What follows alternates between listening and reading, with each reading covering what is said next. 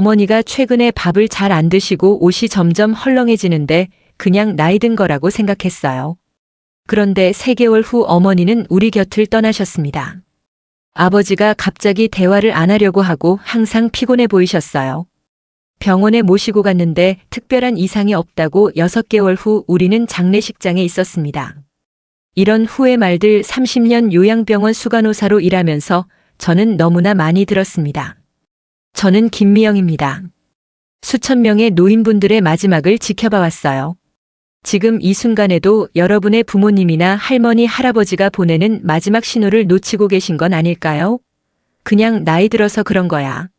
라고 넘겨버리는 그 작은 변화들, 그게 바로 소중한 사람과의 마지막 시간을 알리는 경고일 수 있습니다. 충격적인 사실을 말씀드리겠습니다. 대부분의 노인분들은 떠나기 6개월에서 1년 전부터 분명한 신호를 보냅니다. 그런데 가족들 대부분이 이 신호를 알아채지 못합니다.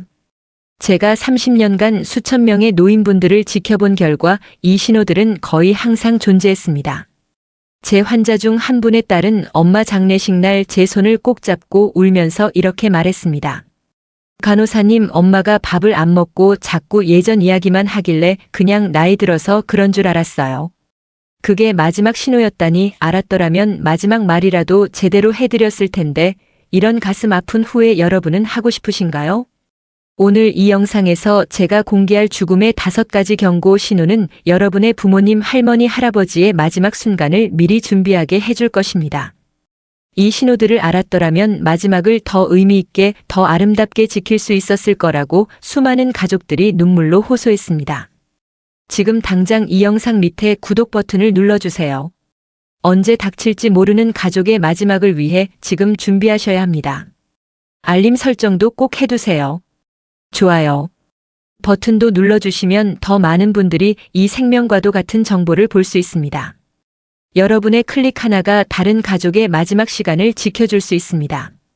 자, 이제 제가 30년간의 경험으로 확인한 노인이 마지막 해를 보낼 때 나타나는 5가지 결정적 신호를 알려드리겠습니다. 첫 번째 신호는 체중 감소입니다. 여러분, 이 신호를 놓치면 소중한 시간을 영영 되돌릴 수 없습니다. 제 경험상 이것은 가장 먼저 나타나지만 가장 많이 무시되는 신호입니다. 우리 어머니가 요즘 밥을 잘 안 드세요. 보호자분들이 가장 많이 하시는 말입니다. 그런데 이건 단순히 식욕 저하가 아닙니다. 이것은 몸이 이미 마지막을 준비하고 있다는 명백한 증거입니다. 어르신의 옷이 갑자기 헐렁해 보이거나 벨트를 더 조이게 되거나 얼굴이 홀쭉해졌다면 즉시 주의하세요. 제가 돌봤던 닭 할머니는 6개월 만에 10kg가 빠지셨는데 가족들은 처음엔 나이 들면 원래 마르잖아라고 생각했습니다. 그런데 그 후 3개월 만에 할머니는 돌아가셨습니다. 일반적인 노화와 마지막 해의 체중 감소는 완전히 다릅니다. 갑작스러운 체중 감소는 몸이 영양소를 흡수하는 능력을 잃고 있다는 신호입니다. 근육량이 줄어들면서 몸의 기능이 급격하게 약해지고 있는 겁니다. 놀라운 사실은 제가 30년간 지켜본 어르신들 중 80% 이상이 돌아가시기 약 1년 전부터 서서히 체중이 줄기 시작했다는 점입니다. 처음에는 23kg 정도라 눈에 잘 안 띄지만 시간이 지날수록 빠르게 체중이 감소합니다. 이 신호를 발견하셨다면 무조건 많이 먹이려고 하지 마세요. 그건 스트레스만 줄 뿐입니다.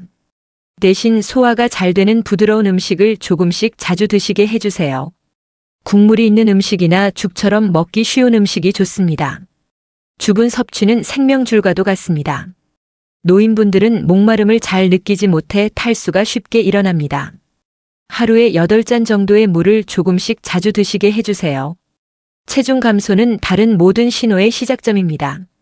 이 첫 번째 신호를 알아채는 순간 여러분은 이미 소중한 시간을 위한 준비를 시작한 것입니다. 이 내용을 꼭 기억하셔야 합니다. 생명과도 같은 정보입니다. 두 번째 신호는 극심한 탈진과 쇠약입니다. 이것은 평범한 피곤함이 아닙니다.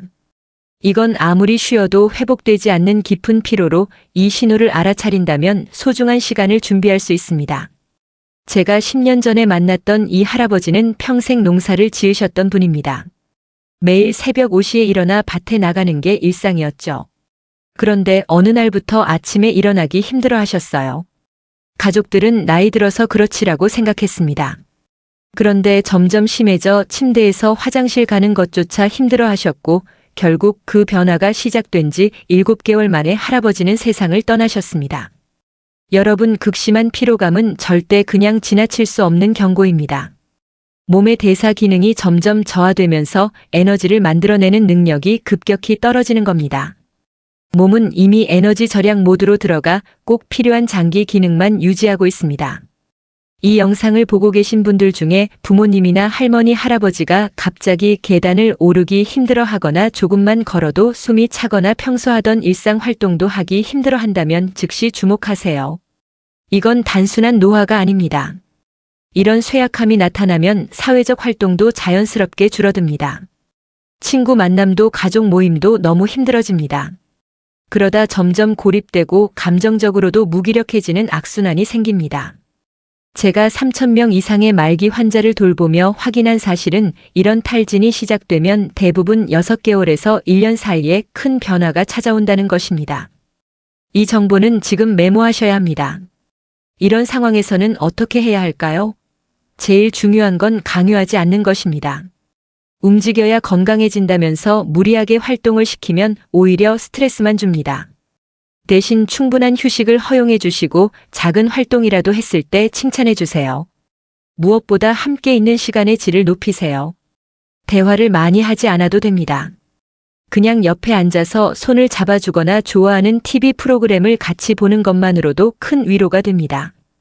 제가 기억나는 환자 중에 최할머니라는 분이 계셨어요.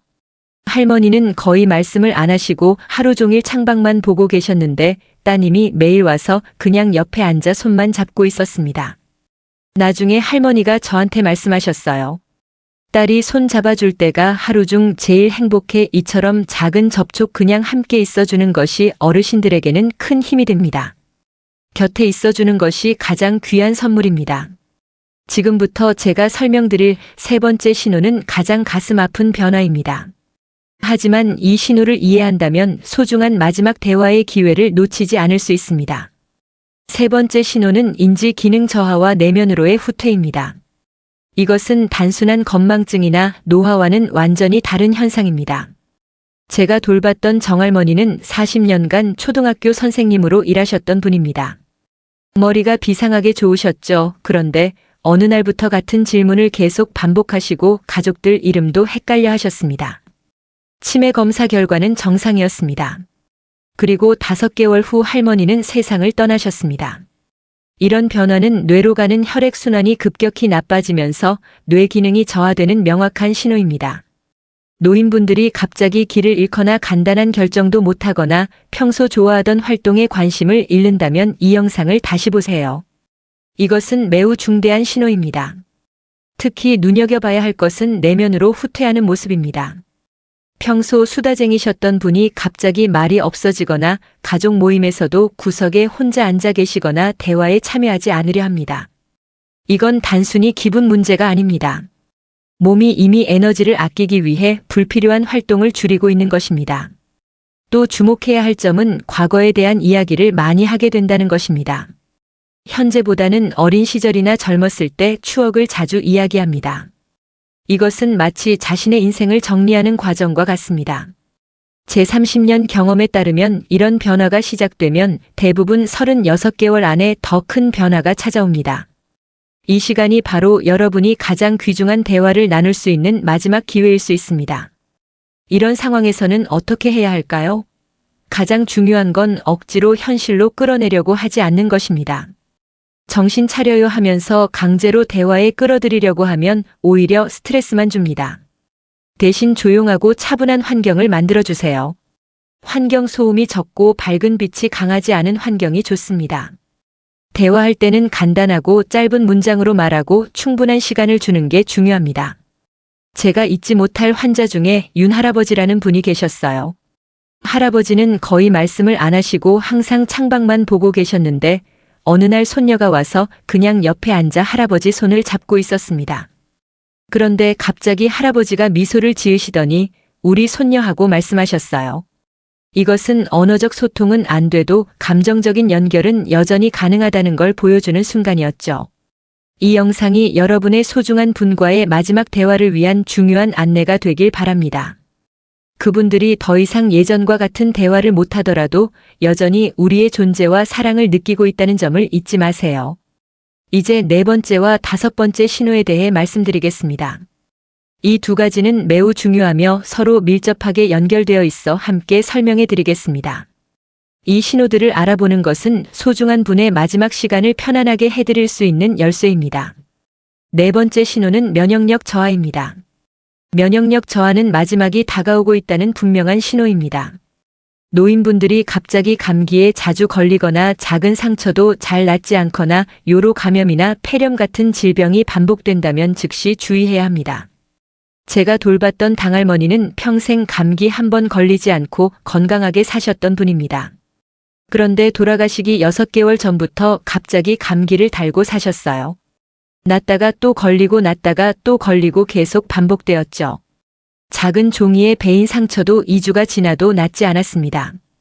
가족들은 요즘 감기가 독하다더라 하며 넘겼지만 이것은 몸의 면역 체계가 빠르게 약해지고 있다는 명백한 신호였습니다. 여러분, 우리 몸은 나이가 들면서 자연스럽게 면역력이 떨어지는 것은 사실입니다.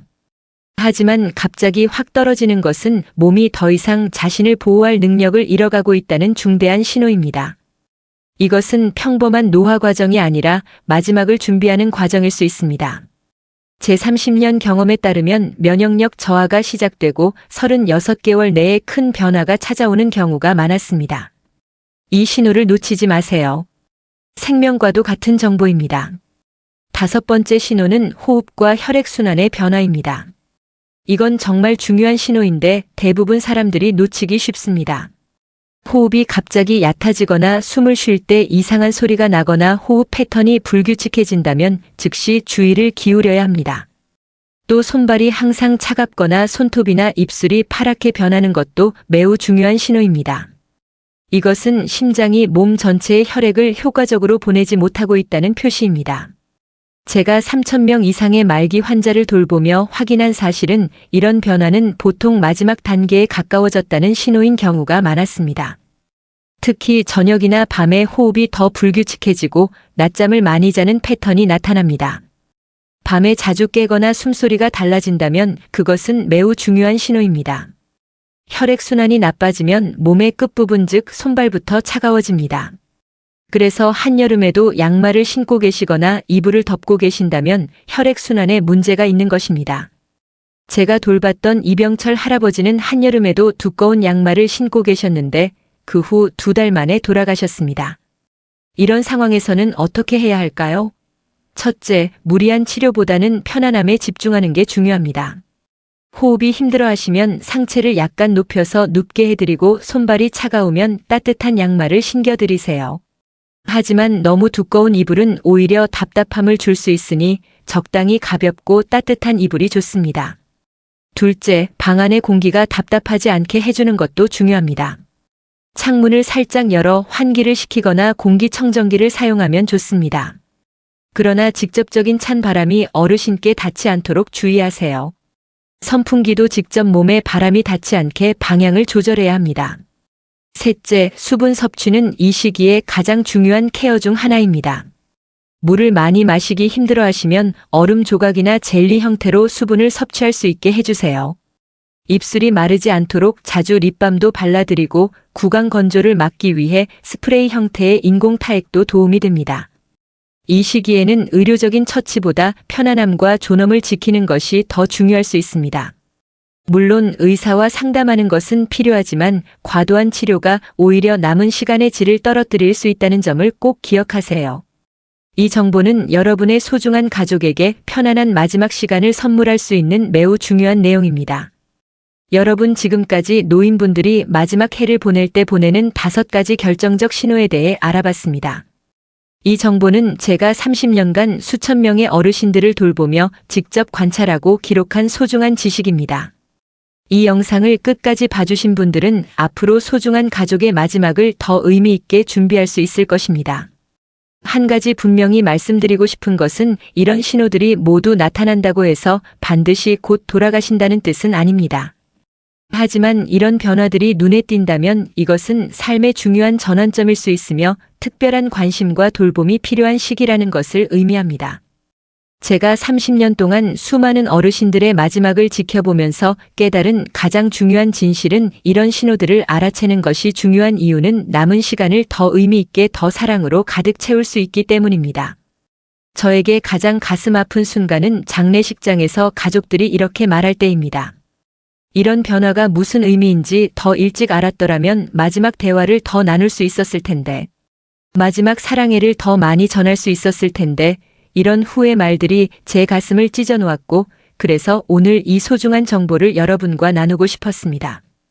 이런 신호들이 보이면 가장 중요한 것은 억지로 되돌리려고 하는 게 아니라 남은 시간을 어떻게 의미 있게 채울지 생각하는 것입니다. 마지막 순간까지 그분의 존엄과 편안함을 지켜드리는 것 그리고 여러분의 사랑을 표현하는 것이 무엇보다 중요합니다. 제가 평생 잊지 못할 환자 중에 김 할아버지라는 분이 계셨습니다. 할아버지의 가족들은 이런 신호들을 일찍 알아채고 마지막 6개월 동안 정말 특별한 시간을 만들어냈습니다. 그들은 병원 침대를 거실로 옮겨서 가족들과 함께 있게 했고 손주들이 학교 다녀와서 항상 옆에서 숙제하게 했습니다.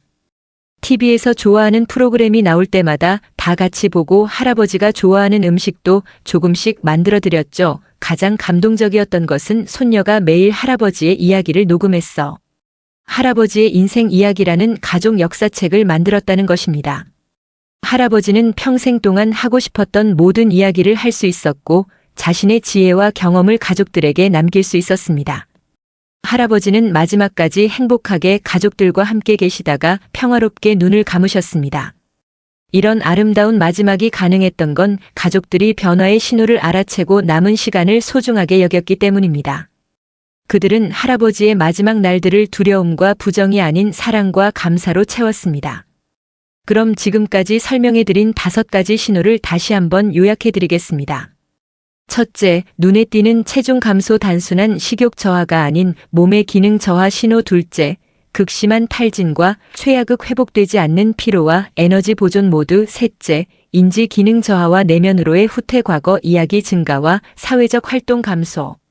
넷째, 면역력 저하 잦은 감염과 상처 회복 지연. 다섯째, 호흡과 혈액순환 변화 불규칙한 호흡과 차가운 손발. 여러분 이런 변화가 보인다고 해서 너무 두려워하지 마세요.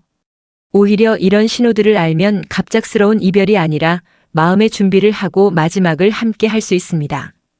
그리고 그 마지막 시간이 얼마나 소중한지 그 시간을 통해 얼마나 많은 사랑과 감사를 나눌 수 있는지 깨달을 수 있습니다.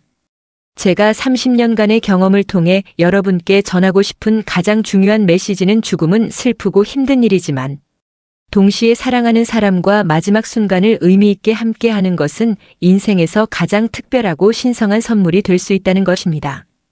이 5가지 신호를 기억하시고 소중한 분에게서 이런 변화가 보인다면 마지막 시간을 더 의미 있게 준비하세요. 그냥 지나치기 쉬운 이 작은 변화들이 사실은 마지막 사랑을 전할 수 있는 소중한 기회가 될 수 있습니다. 이 영상이 여러분께 도움이 되었다면 다른 가족들에게도 이 소중한 정보가 전해질 수 있도록 지금 바로 좋아요와 구독 버튼을 눌러주세요.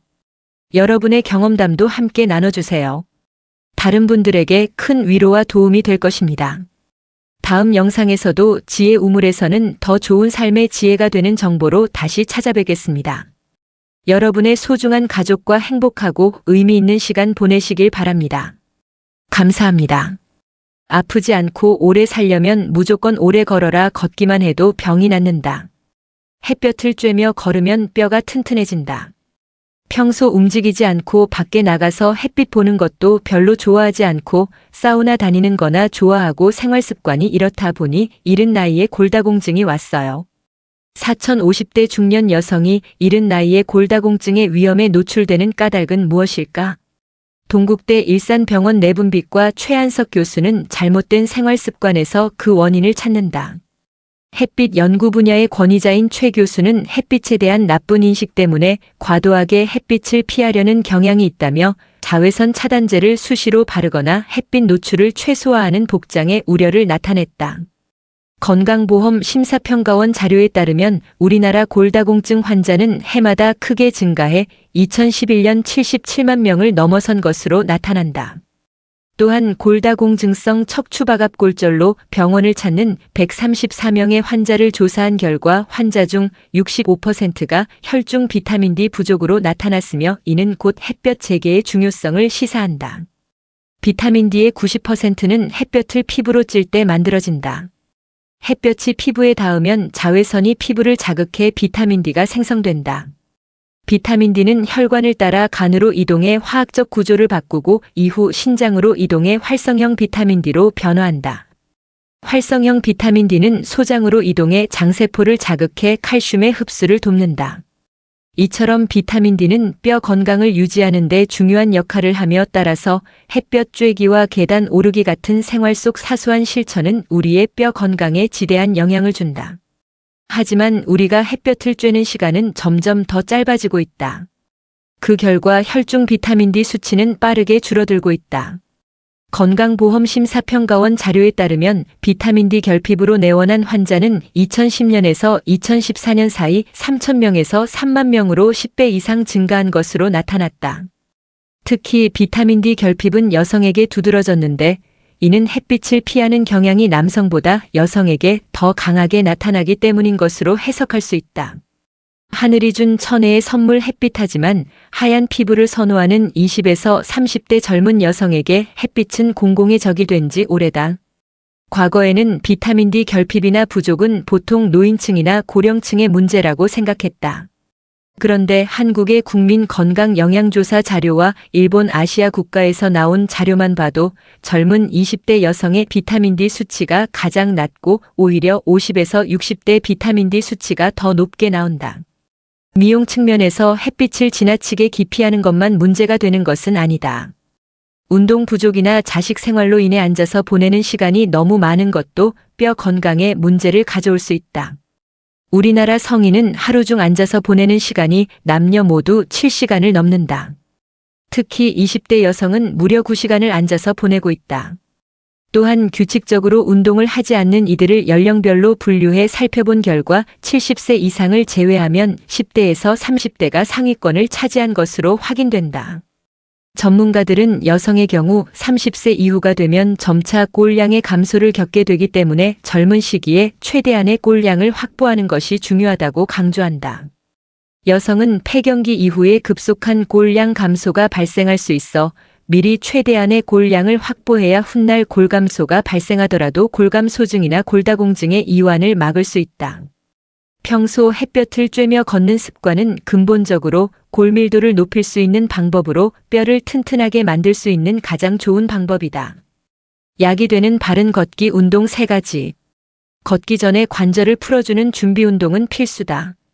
바른 걷기 운동을 위한 3가지 준비 사항이다. 내 자세 점검하기 걷기 운동을 시작하기 전에 먼저 자신의 걷기 자세가 바른지 체크하는 것이 필요하다. 앞모습의 경우 오른쪽과 왼쪽의 균형이 잘 맞는지, 손바닥이 정면을 향하지 않고 직면 몸통을 향하고 있는지, 팔을 앞뒤로 잘 젓는지를 점검한다. 옆모습의 경우 등이 굽었는지, 상체가 앞쪽으로 쏠렸는지를 확인한 후 걷기 운동을 시작하는 것이 좋다. 이바른 걷기 운동 자세 익히기. 바른 걷기 운동 자세란 시선은 정면을 향하고 몸은 꿋꿋하게 세운 상태로 걸을 때 발은 뒤꿈치 발바닥 발가락 3단계로 디디며 걷는 자세를 말한다. 이때 팔은 보행 속도에 맞게 자연스럽게 흔든다. 바른 걷기 운동 자세. 걷기 전에 두 발 사이의 폭은 주먹 하나가 들어갈 정도로 맞춘다. 시선은 정면을 바라보고 몸은 꿋꿋하게 세운다. 걸을 때 무게 중심이 뒤꿈치 옆날 새끼발가락 엄지발가락 쪽으로 이동하며 마지막에 바닥을 차고 나간다. 팔은 빠르게 걸을 때는 구부리고 천천히 걸을 때는 자연스럽게 펴서 흔들어준다. 근력 강화 운동하기. 안정된 걷기를 실천하기 위해서는 평소 근력 운동이 필요하다. 허벅지 근육은 물론 몸 중심의 코 근육, 척추 기립근과 엉덩이 근육, 종아리 근육까지 하체 근력이 뒷받침되어야 한다. 걷기 운동을 시작할 때는 체력을 향상시키기 위해 일주일에 3일 정도 운동하고 개인의 몸 상태에 따라 최소 3일에서 최대 5일까지 근력 운동량을 조절한다. 한 번 운동할 때는 30분에서 60분 운동하는 것이 좋지만 자신의 신체 상태에 따라 10분씩 3에서 6회에 걸쳐 해도 괜찮다. 걷기 운동은 단순히 걷는 것으로 끝나는 게 아니라 몸의 다양한 면을 좋게 만들어주는 종합예술과 같은 운동이다.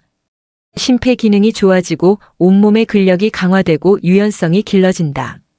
그뿐만 아니라 인지 기능이 좋아지고 성인병을 예방하기도 한다. 이러한 걷기 운동의 효과를 고스란히 얻기 위해서는 올바르게 걷는 것이 가장 중요하다. 걷기 전에 자신의 걷는 자세를 점검하고 바른 걷기 자세를 충분히 숙지하면 본인의 운동량에 맞는 보폭과 속도를 찾아 꾸준히 걷는다면 그것이야말로 약이 되는 걷기가 될 수 있다. 걸을 때 통증을 느낀다면 세 가지를 체크하라. 1928년 세계 최초 로봇 에릭이 세상에 공개됐다. 고개를 좌우로 돌리는 움직임이 가능한 로봇이었다. 무려 56년 뒤인 1984년 두 발로 걸을 수 있는 인간형 로봇이 개발됐지만 한 걸음을 떼는데 13초나 걸렸다. 그로부터 30여 년이 흐른 2015년 인간형 로봇의 최고 수준이라는 아틀라스가 등장했다. 그러나 아틀라스도 그의 첫 선을 보였던 누구는 경진 대회에서 걷다가 균형을 잃고 넘어졌다. 어째서 제대로 걷는 로봇을 만들기가 이토록 어려운 걸까? 두 발로 걷는 것은 수많은 인체 작용이 동시에 맞물려 돌아가야 하는 복합적 행동체계다 다양한 근육과 신경의 제 역할을 하면서 단계별로 기능의 조화를 정확히 이루어내야 가능하다. 즉 복잡한 보행체계에 작은 이상이라도 생기면 자연스러운 걸음걸이를 지속하기 어렵다. 만약 작은 이상 증상을 무시하고 계속 걷는다면 결국 보행이 어려울 정도로 악순환이 될 수 있다. 1년 전부터 다리가 아픈 스님 한 분은 63세 특히 고관절과 무릎의 통증이 심하다. 최근에는 절을 하는 것도 쉽지가 않다. 궁여지책으로 아픈 곳에 파스를 붙여보지만 효과는 크지 않다. 당뇨와 뱃살 고민으로 걷기 운동을 시작한 이 스님은 자신의 걷는 방법에 문제가 있는 것 같다고 말한다. 다리 통증은 그의 일상에 변화를 가져왔다. 아프기 전에는 매일 2시간 정도 일주일에 5에서 6일을 걸었다. 하지만 요즘은 걷기 운동을 거의 못하고 있다. 무릎 고관절 허리까지 통증이 심해졌기 때문이다. 한 달 반 만에 다시 조심스럽게 걷기 운동을 시도해봤지만 통증이 만만치 않았다. 걷자니 다리가 고통스럽고 안 걷자니 당뇨가 걱정됐다. 무릎이 아픈 한 사람은 생활할 때 바퀴 의자를 애용한다. 10여 년 전 무릎을 다쳤기 때문이다. 등산을 좋아했던 이 사람은 어느 날 산에서 내려오던 중 무릎에서 뭔가 깨지는 소리가 났다. 산에 올라갈 때는 힘들었지만 내려올 때는 비교적 쉬워서 뛰어내려오기를 반복했더니 무릎에 무리가 오는 것이다. 간단한 수술을 받고 5년 후 다시 걷기 운동을 시작했지만 통증이 계속됐다. 요즘엔 산책하듯 천천히 동네 운동장을 걷는데 예전엔 100바퀴 넘게 돌았지만 지금은 50바퀴도 못 돈다고 한다. 너무 답답해요. 통증이 지속되니 걸음걸이가 이상해서 그런 건가 의심이 되더라고요. 선 자세 점검하기. 통증으로 걷기 운동을 못하고 있는 스님과 다른 환자는 정밀 검진을 받아보았다. 검사 결과 두 사람 모두 연령에 비대한 초기 퇴행성 관절염 증상이 확인됐을 뿐 무릎 상태는 크게 나쁘지 않았다. 그런데 왜 이렇게 통증이 심할까? 두 사람의 선 자세와 걸음걸이를 분석해봤다. 선 자세를 촬영한 결과 두 사람 모두 몸이 한쪽으로 치우친 경향을 보였다. 몸은 정면에서 봤을 때는 좌우의 균형이 잘 맞아야 하고 측면에서 봤을 때 귀, 어깨, 고관절, 발목 바깥쪽 복숭아뼈를 선으로 이어 일직선으로 잘 유지되어야 올바른 자세라고 할 수 있다. 귀, 어깨, 고관절, 복숭아뼈를 잇는 가상선이 틀어지면 관절에 나쁜 영향을 주게 된다. 3단계 발 디딤 점검하기. 보행을 분석한 결과 평발에 가까운 상태로 드러났다. 정상적인 보행은 3단계 발 디딤이 이루어져야 한다. 뒤꿈치부터 충분히 딛고 시작해서 발바닥 전체로 딛고 체중이 앞쪽으로 치우치면서 추진해 나가는 것이다. 그러나 뒤꿈치가 바닥에 닿자마자 바로 발바닥을 딛는 것으로 확인됐다. 스님 역시 정상적인 3단계 발 디딤이 안 되고 부자연스러운 움직임이 나타났다. 이런 식으로 걷다 보면 발목과 무릎에 전달되는 충격이 클 수밖에 없다. 통증 때문에 틀어진 자세는 더 큰 통증을 부른다. 두 사람은 걷는 자세를 규정하기 위해 무중력 트레드밀에서 보인 연습을 실시했다. 중력이 없는 상태에서 걸을 수 있어서 통증을 거의 못 느끼며 바른 걷기 자세를 연습할 수 있다. 일상에서 무중력 트레드밀 보행 연습과 비슷한 효과를 볼 수 있는 것을 수중 걷기다. 수중 걷기는 통증이 적은 보행 연습 방법이자 관절의 가동성을 높이고 근력 균형 감각 심폐 기능 등 여러 인체 능력을 키우는 효과가 있다. 최근 연구에 따르면 걷기는 퇴행성 관절염 증상을 완화하는데 특히 수중에서 하는 것이 더 효과적인 것으로 밝혀졌다. 하체를 올려 점검하기. 마지막으로 두 사람은 평형 검사와 근력 검사를 실시했다. 검사 결과 두 사람은 하체 근력이 부족했다. 관절염이 있는 경우 관절 안에서는 매우 불안정한 환경이 만들어질 수밖에 없다. 그렇게 되면 관절 바깥에서라도 관절의 안정성을 잡아줘야 한다. 그 역할을 하는 것이 근육이다. 전문가들은 특히 허벅지 안쪽 근육을 강화하도록 권하는데 이 근육이 보행과 무릎의 안정성에 큰 역할을 하기 때문이다. 인체의 허벅지 근육은 허리를 받쳐주는 작용으로 척추가 받는 힘을 분산시키고 다리를 구부리고 펴는 힘으로 무릎이 받는 하중을 분산시킨다. 그러나 나이가 들면 허벅지 근육이 점차 감소하면서 하중을 분산시키는 힘이 줄어들고 관절은 노약화함으로 상대적으로 큰 부하가 걸려서 통증을 느끼게 된다. 이 상태로 걷기 운동을 지속하면 통증은 갈수록 심해지고 관절 건강도 더 악화된다. 두 사람처럼 걷기 운동으로 통증을 느낀다면 하체 근력 강화 운동을 하면 도움이 된다. 고령층의 걷기와 무릎 관절통에 관한 연구에 따르면 중강도 운동과 걷기 모두 무릎 관절통 예방에 효과적인 것으로 나타났는데 그중 걷기가 더 효과적인 것으로 밝혀졌다. 많은 사람들이 관절에 통증이 있으면 걷기나 운동으로 인해서 증상이 더 악화되진 않을까 걱정한다. 하지만 관절 자체의 기본 생리가 움직임이 있어야 관절 연골에 영양이 공급된다. 즉 적절한 자극이 있어야 연골이나 뼈 등 인체 구조물이 정상적으로 기능을 잘할 수 있는 것이다. 올바른 자세와 자신에게 맞는 보행으로 걷게 되면 누구나 통증 없이 잘 걸을 수 있다. 만약 걸었을 때 관절염이 더 심해지거나 허리, 골반, 발목 등 통증이 심해진다면 현재 상태로 걸어서는 안 된다. 이 경우에는 걷지 말고 자신에게 맞는 다른 운동을 찾든지 병원을 찾아 정확한 진단을 받고 올바로 걷는 방식을 배워야 한다. 움직임을 회복하는 것이 먼저다. 허리가 아플 때는 움직임을 회복하는 것이 중요하다.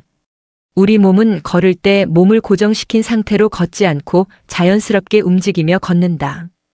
발을 디딜 때마다 근육은 계속 힘을 쓰는 것이 아니라 힘을 썼다 뺐다 하면서 이완작용을 하는데 이때 관절도 움직임에 관여해 체중 부하를 분산시킬 수 있다. 맨발 걷기 전신 감각을 깨우는 걷기. 송나라 때부터 천년간 중국민의 기준이었던 전족 프랑스의 묘의 14세가 귀족들에게 유행시킨 하이힐 시대도 다르지만 미의 기준을 충족시키기 위해서 발의 고통을 감수하는 문화는 역사 속에서 되풀이되어 왔다. 현대 사회에 들어서는 신발은 다양한 모습으로 진화했지만 여전히 우리의 발은 자유롭지 못하다. 굽이 높은 하이힐, 남성용 키높이 구두 등 아름다움을 위해서 신발을 신는 사이에 발은 비틀리고 변형되고 있다. 그런데 몇 년 전 신발을 신어야 하는 고정관념을 뒤엎은 일이 있었다. 2016년 칸 영화제에서 영화배우 줄리아 로버츠가 신발 없이 등장한 것이다. 하일과 구두를 신는 이들 사이에서 편안하게 맨발로 걷는 모습으로 화제가 되었다. 그녀뿐만이 아니다. 야외에서도 맨발로 뛰고 걷는 영화배우 스콧 이스트우드와 기네스 펠트로 맨발로 공연장에 선 가수까지 신발을 벗어던진 이들의 모습이 자연스럽고 건강해 보인다. 발에 자유를 주는 생활은 실제 우리의 몸과 마음에 어떤 변화를 가져올까? 몸의 회복력을 높이는 최적의 운동. 한 사람은 10년 전부터 편의점을 갈 때도 운동을 할 때도 일상생활을 맨발로 한다. 산을 오를 때도 마찬가지다. 신발 없이 걸으면 아플 만한데 익숙한 발걸음이 예사롭지 않다. 유일하게 신발을 신는 곳은 32년 근무지인 경찰서뿐이다. 그가 맨발로 걷는 이유는 무엇일까? 40대까지만 해도 퇴근 후 동료들과 매일 술을 마셨다. 교대 근무로 인한 잦은 밤샘과 불규칙한 식사는 건강에 독이 됐다. 이후 서울에서의 형사 생활을 접고 시골로 내려온 이영진 씨는 잃어버린 건강을 되찾기 위해 맨발 걷기를 시작했다. 병원에서 검진을 받았는데 당뇨, 고혈압, 고지혈증, 지방간으로 바로 입원하라는 말을 들을 정도로 상태가 나빴어요. 건강이 심각한 단계까지 갔었죠. 왼발 걷기를 시작한 지 10년 그에게 많은 것이 바뀌었다. 맨발로 마라톤에 참가할 정도로 체력이 좋아졌고 600km가 넘는 울트라 마라톤까지 완주했다. 그동안 혈당과 당 수치는 정상으로 돌아와 당뇨약을 포함한 모든 약을 끊었다. 맨발 고기로 몸을 회복하고 삶의 활력까지 되찾은 것이다. 그에게 맨발 어깨는 건강을 되찾은 특효약이었다. 신발을 신고 걸을 때와 맨발로 걸었을 때 몸에는 각각 어떤 변화가 나타날까? 평소 맨발 걷기를 하고 있는 40대 남성상을 대상으로 발이 받는 힘의 변화 각도, 균형성을 점검하는 조각 검사를 실시했다. 걸음걸이와 보행 속도를 동일하게 측정한 결과 신발로 걸을 때와 맨발로 걸을 때 차이가 확연히 나타났다. 맨발로 걸을 때는 뼈와 근육이 톱니바퀴처럼 맞물려 움직였으며 발의 아치 부분까지 압력을 균일하게 받았다. 반면 신발을 신고 걸을 때는 발 전체가 하나로 움직이고 뒤꿈치의 압력이 불안정했다. 우리의 발은 매우 정교하게 설계돼 있었다. 그렇다면 신발을 신고 달릴 때와 맨발로 달릴 때 운동 효과는 어떻게 달라질까? 러닝머신 위에서 동일하게 운동한 후 적외선 카메라를 통해 체온을 측정했다. 어깨 등 다양한 부위를 관찰한 결과 맨발로 운동했을 때 체온이 평균 1도가량 더 높았다. 체온이 1도 정도 높아진다는 것은 맨발로 걸을 때 혈액순환이 좋아진다는 의미로 해석할 수 있다. 혈액순환이 좋아지면 그만큼 면역력이 강해지고 그로 인해 손상된 세포를 좀 더 빨리 복구하고 스트레스와 각종 질병에 저항할 수 있는 능력이 생긴다. 정영유가 서상교 전문의 전 서울아산병원 우리 몸에서 발은 제2의 심장이라고 표현하며 발 건강의 중요성을 강조한다. 어떤 면에서는 발이 심장보다 더 중요할 수 있다고 생각합니다. 걸으면 심장에서 보낸 혈액이 제일 먼 곳에 있는 발까지 내려갔다가 다시 심장으로 올라오게 되는데 맨발로 걸으면 발 자체의 관절과 근육의 기능이 원활해지고 몸의 혈액순환도 좋아집니다. 해외의 한 연구기관에서 매주 35km 이상 달리기를 즐기는 남성 15명을 대상으로 실험을 진행했다. 발의 압력을 측정하는 장치가 내장된 트랙을 달리게 한 결과 발바닥 근육 세고 긴 발가락 긴 종아리 근에서 맨발과 신발이 받는 힘의 차이가 나타났다. 맨발로 달릴 때 받는 힘의 최고값과 평균값이 공통적으로 높았는데 이는 맨발 달리기가 발 근육을 더 많이 사용해 강화시킨다는 것을 시사한다. 두 발은 52개는 몸 전체 뼈의 4분의 1에 해당하는 뼈와 32개의 근육으로 움직이고 214개의 인대가 지탱하고 있다. 이렇게 발이 발달할 수 있었던 이유는 수십만 년간 인류가 사냥감을 쫓고 쫓기며 맨발로 울퉁불퉁한 산과 바위를 걷고 달렸기 때문이다. 하지만 자동차와 엘리베이터 등 이동수단이 발달하며 현대인의 걷기는 현저히 줄어들고 있다. 한국인의 평균 보행량은 성인의 경우 5,800보, 자가용을 타는 성인은 3,600보에 그치고 있다. 걷지 않아 약해지는 발의 건강을 지키기 위해서는 맨발 걷기가 최적의 운동법이 될 수 있다. 보폭 10cm 넓혀 걷기 운동 효과를 2배로 높이는 걷기. 육지에서 가장 빠른 동물은 무엇일까? 사자와 타조가 보통 시속 60에서 80km 속도를 낸다고 한다. 반면 치타는 시속 100km 이상 놀라운 속도를 낼 수 있어서 육지에서 가장 빠른 동물로 인정받는다. 치타가 이렇게 빠른 것은 6m에서 7m에 달하는 넓은 복포 덕분인데 보폭이 넓은 비결은 신체 조건이 뒷받침되기 때문이다. 마치 스프레임처럼 이어한 척추 몸의 중심을 잡아주는 꼬리 등 신체 구조의 장점이 넓은 보폭을 가능하게 만든 것이다. 사람도 마찬가지다. 걷기의 효과를 본 사람들은 대부분 보폭을 넓혀서 걷기 운동을 실천했다. 그런데 무리 없이 보폭을 넓혀 걷기 위해서는 치타처럼 지금보다 관절이 좀 더 유연해야 하고 근육에 힘이 잘 붙는 신체의 구조적인 변화가 먼저 준비돼야 한다. 최근에 여러 연구 결과를 종합해보면 걷기 운동은 몇 번 실천하고 중단하면 큰 효과를 얻기 어렵다고 한다. 반면 포기하지 않고 꾸준하게 걷는다면 어느 날 문득 젊은 시절의 활력이 돌아오는 것을 느낄 수 있다. 언제나 손쉽게 할 수 있고 부상 위험도 적으면서 효과를 극대화할 수 있는 걷기, 가슴을 쭉 펴고 허리를 꿋꿋하게 세운 채 폭폭 넓혀 걷기를 꾸준히 한다면 젊음과 건강을 지킬 수 있다. 신체와 뇌의 노화를 놓치는 효과. 한 사람은 시간 나면 틈틈이 근력 운동을 한다. 그에게 근력 운동은 걷기를 더 잘하기 위한 기초 체력 운동이다. 매일 하루 7km 정도를 걷어도 몇 년 전만 해도 전립선 비대증, 척추협착증, 대장암, 우울증으로 안 다녀본 병원이 없었다. 그러던 어느 날부터 잡념을 없애고 싶어 매일 2시간씩 걷기 시작했다. 평소처럼 보통 보폭으로 천천히 걸을 때 별다른 효과를 보지 못하자 2년 전부터는 보폭을 넓혀 걷기 시작했다. 보폭을 넓히기로 한 것은 단순한 깨달음 덕분이었다. 젊은 사람들과 나란히 걸을 적에 나는 종종 걸음으로 빨리 걷는데도 천천히 가면 그 사람들을 따라갈 수 없었어요. 내 걸음에 문제가 있다는 생각을 하고 그때부터 보폭을 넓혀 걸었습니다. 처음엔 등산 스틱을 짚고 보폭 넓혀 걷는 연습을 했다. 균형을 잃고 넘어지는 것을 막기 위해서였다. 등산 스틱을 짚고 6개월을 연습하자 스틱 없이도 보폭을 넓혀 걸을 수 있게 됐다. 이제는 과거 보폭과 비교해 훨씬 넓은 보폭으로 걷는다. 무엇보다 보폭을 넓혀 걷자 척추와 무릎 관절 등 전체적으로 체력이 좋아졌다는 걸 느꼈다. 또 다른 큰 변화는 걷기 운동을 시작하기 전 우울증을 겪을 때와 비교해보면 집중력이 좋아진 것이다. 신용카드 번호를 어렵지 않게 외우고 고령자에게 어려울 수 있는 스마트폰 부가 기능도 불편함 없이 사용하고 있다. 보폭 10cm 넓혀 걷기를 하고부터 인지 능력이 좋아져서 동년배들과 비교해 본인이 훨씬 젊은 생활을 누리고 있다고 자부한다. 그렇다면 보폭 10cm 넓혀 신체 기능과 뇌 건강에 어떠한 영향을 미쳤을까? 건강 상태를 알아보기 위해서 노인 신체 기능 검사와 신경심리 검사를 실시했다. 검사 결과 80대 중반임에도 불구하고 노인 신체 기능 검사 결과가 11점으로 나왔다. 이것은 같은 연령대의 사람들보다 균형 감각과 근력이 월등히 좋다는 것을 의미한다. 현재 체력은 10년 이상 젊은 70대의 평균 체력을 훨씬 넘어선 것으로 확인됐다. 신경심리 검사 결과는 더욱 놀라웠다.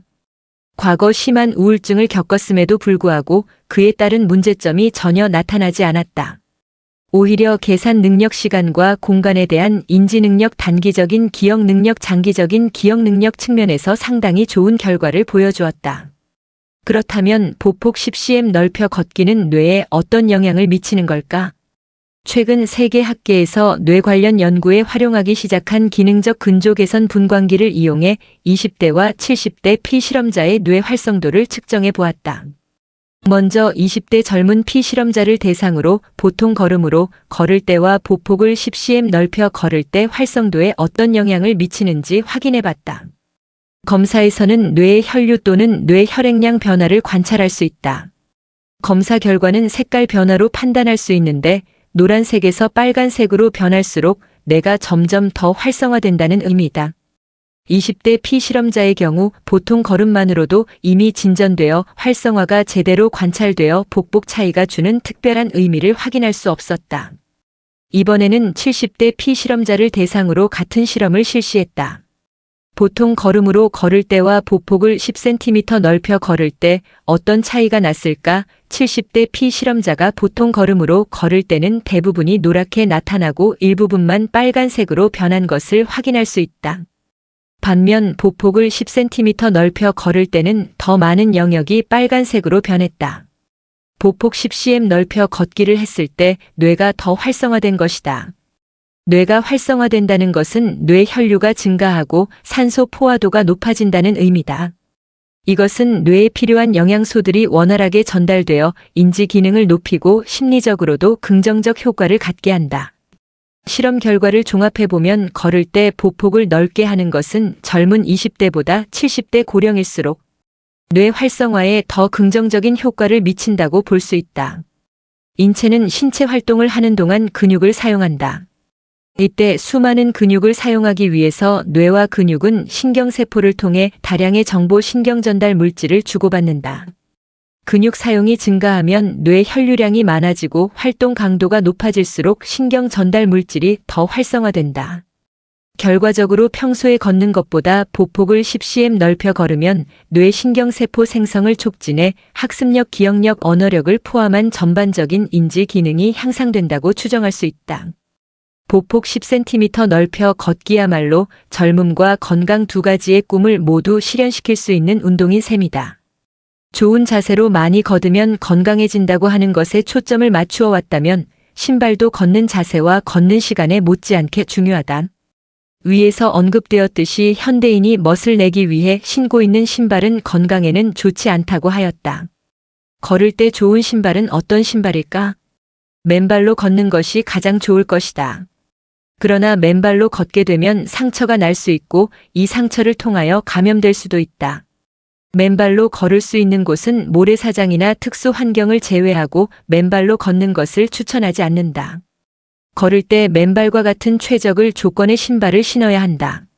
52개의 뼈와 32개의 근육, 214개의 인대 이에 붙어있는 혈관, 수많은 신경 그리고 림프관이 서로 상호작용을 충분히 활동하도록 하는 그런 신발을 신어야 한다.